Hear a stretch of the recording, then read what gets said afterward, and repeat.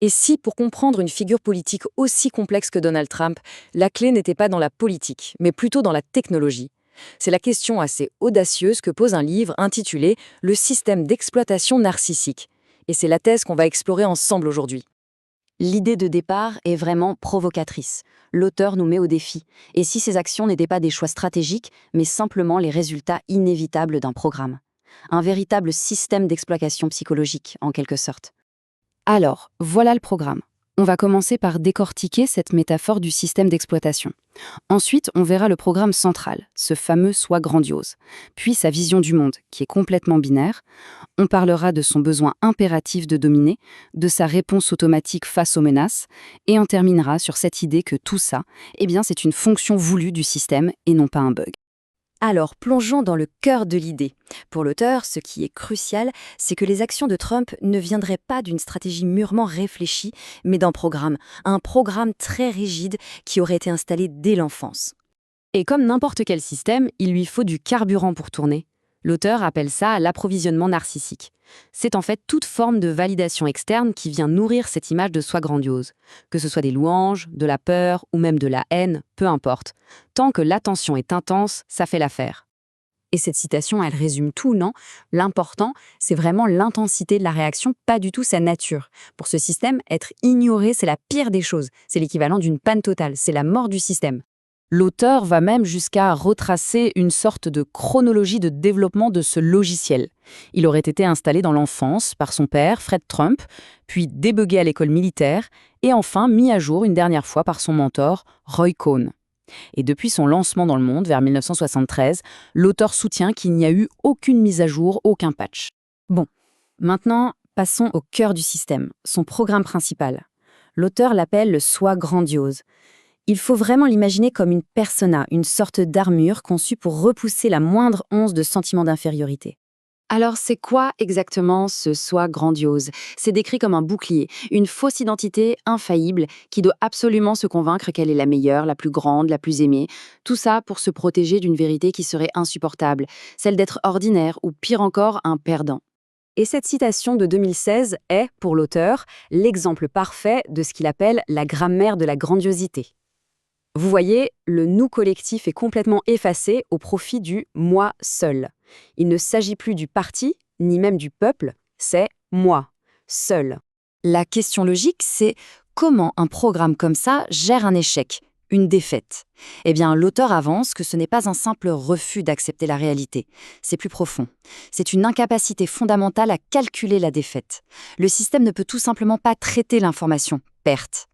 Donc dans cette logique, la défaite de 2020 ne pouvait pas être réelle, parce que le programme de base stipule que le soi grandiose ne perd jamais. Ce qui est aussi fascinant, c'est la logique de traitement de ce système. Elle est complètement binaire. Le monde y est divisé en deux, et seulement deux catégories.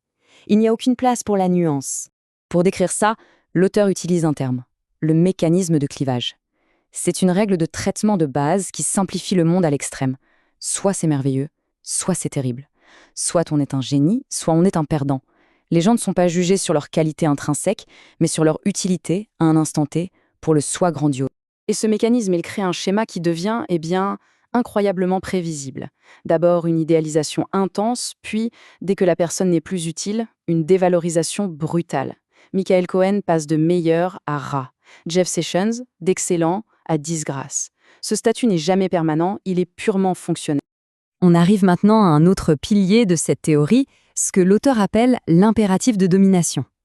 L'idée ici, c'est que chaque interaction est perçue non pas comme un échange, mais comme une lutte pour établir une hiérarchie, et bien sûr avec Trump tout en haut. Et là, l'auteur est très clair.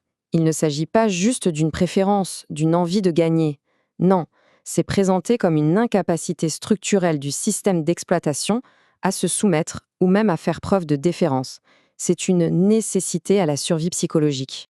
Et de cet impératif découlent des comportements qu'on peut presque anticiper. Interrompre constamment les autres, donner des surnoms aux adversaires, refuser de s'excuser, s'attribuer le mérite du succès des autres et bien sûr, admirer les dirigeants autoritaires. Prenons l'exemple des surnoms. L'auteur y voit bien plus qu'une simple moquerie. C'est un outil de pouvoir. En nommant quelqu'un, on le définit et donc on le domine. On s'arroge le droit de dicter qui il est. Alors, que se passe-t-il quand le soi grandiose est menacé? Eh bien, selon l'auteur, le système ne panique pas. Il exécute un protocole d'erreur, une séquence de défense automatique, rigide et très prévisible en 4 étapes. Et voilà la séquence étape par étape. D'abord, le déni. La menace n'existe pas, les preuves sont fausses. Ensuite, étape 2, la déviation. La faute est externalisée. Le problème, c'est les autres. Étape 3, l'attaque. Il faut détruire la source de la menace, la discréditer, l'humilier. Et enfin, étape 4, le recadrage. La défaite est complètement réécrite pour devenir une victoire secrète. D'après l'auteur, cette séquence se déroule toujours dans cet ordre. Et tout ça nous amène à la conclusion peut-être la plus importante de l'auteur. Ce que beaucoup pourraient voir comme des erreurs de jugement ou des défauts de caractère, eh bien, dans cette théorie, ce sont les fonctions mêmes du système. C'est ce pourquoi il est programmé. Et le mot-clé ici, l'auteur insiste dessus, c'est toujours. Pas de temps en temps, pas la plupart du temps. Non, toujours. Dans cette optique, le code s'exécute toujours parfaitement, sans exception. Et ça donne une liste de prédictions, des fonctions immuables du système. Il donnera toujours la priorité à son image de soi sur n'importe quelle politique. Il attaquera toujours ses critiques au lieu de débattre. Il revendiquera toujours la victoire, peu importe le résultat. Il exigera toujours une loyauté absolue sans jamais la rendre. Et il choisira toujours l'escalade plutôt que l'apaisement. Donc, pour résumer la pensée de l'auteur, l'idée centrale à retenir, c'est que ces comportements ne sont pas des bugs à corriger. Ce sont des caractéristiques intégrées, aussi fondamentales que l'architecture même du système d'exploitation. Et on va terminer cette analyse sur la dernière phrase du livre, une phrase assez glaçante, qui laisse évidemment le lecteur réfléchir aux implications d'un tel cadre psychologique.